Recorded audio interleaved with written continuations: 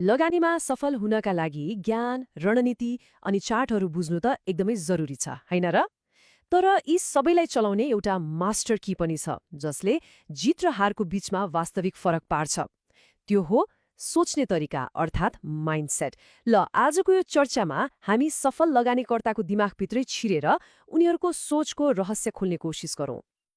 आउनुहोस् एउटा एकदमै आधारभूत प्रश्नबाट सुरु गरौँ न। के लगानीमा सफल हुनलाई प्राविधिक ज्ञान भए मात्र पुग्छ त? धेरैले सोध्छन् पुग्छ। तर वास्तविकता के हो भने सही मानसिकता बिना संसारकी उत्कृष्ट रणनीति पनि काम लाग्दैन। यो एउटा यस्तो खेल हो जहाँ मनले शरीरलाई निर्देशन दिन्छ। हो, यही हो आजको हाम्रो मूल मन्त्र। सफल लगानी भनेको बजारलाई जित्ने प्रतिस्पर्धा होइन, यो त आफ्नै मनलाई, आफ्नै भावनालाई जित्ने युद्ध हो। र यो युद्ध जसले जित्छ नि, बजार आफै उसको पक्षमा घुम्न थाल्छ। सफल सोचको पहिलो पिलर हो एकदमै स्पष्ट दृष्टि हुनु।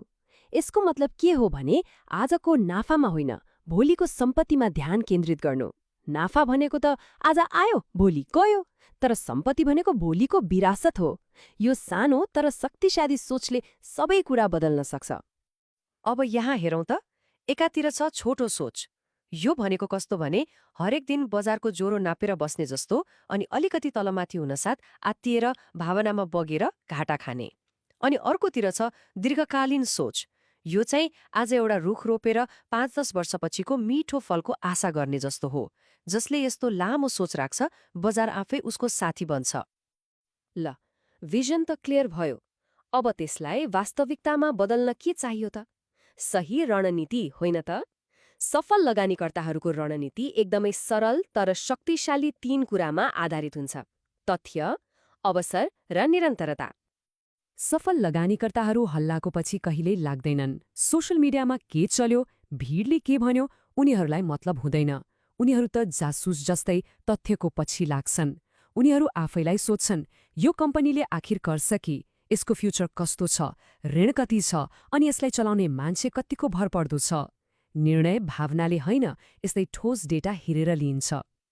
ल अब एउटा सिन सोचौँ है। बजार वाट्टै घट्यो, एकदमै ठूलो गिरावट आयो। अब एक सामान्य लगानीकर्ताको मनमा के हुन्छ? डर, चिन्ता मुखबाट निस्किहाल्छ, ओहो बजार त झर्यो, बर्बाद भयो। तर ठिक त्यही बेला एक सफल लगानीकर्ताको दिमागमा बिल्कुलै फरक कुरा चलिरहेको हुन्छ। अरू डराइरहँदा उसको आँखामा डर होइन, चमक हुन्छ। उसको लागि बजार घटेको होइन, सस्तो भएको हो। वाह, बजारमा त सेल लागेछ, जिन्दगीकै सबैभन्दा ठूलो मौका यही हो भनेर सोध्छ। यो कुरालाई अलिकति गहिरेर सोचौँ न। हिस्ट्री पल्टाएर हेर्ने हो भने संसारका सबैभन्दा ठूला सम्पत्तिहरू बजार घटेकै बेला बनेका छन्। वारेन बफेट जस्ता दिग्गजहरूले अरूले बेचिरहेको बेला किनिरहेका हुन्छन्। तर यस्तो मौकाको फाइदा उठाउन एकदमै बलियो मानसिकता र पहिलेदेखिको तयारी चाहिन्छ। अनि अर्को एकदमै महत्त्वपूर्ण रणनीति, त्यो हो निरन्तरता। सफल लगानीकर्ताहरू एकैचोटि लाखौँ हालेर रातारात धनी बन्ने सपना देख्दैनन्। बरु नियमित रूपमा थोरै थोरै लगानी गरिरहन्छन्। आज 1000, अर्को हप्ता फेरि 2000, यस्तै गर्दै। यही हो मिलियनियर माइन्डसेटको असली पावर, किनकि सानो सानो लगानीले नै कम्पाउन्डिङको जादु देखाउँछ। ल अब हामी सबैभन्दा महत्त्वपूर्ण पिलरमा आइपुग्यौं, अनुशासन। यो लडाई कम्प्युटरको स्क्रिनसँग होइन, ऐनामा देखिने आफ्नै अनुहारसँग हो। यो बाहिरको बजारसँग होइन, भित्रको मनसँगको लडाई हो। हरेक सफल लगानीकर्ताले यही मन्त्र जप्छ, किनकि बजार न त साथी हो न त दुश्मन। बजार त एउटा मैदान मात्र हो।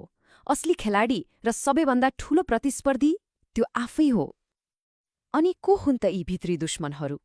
पहिलो, डर, जसले सही मौकामा बेच्न लगाउँछ।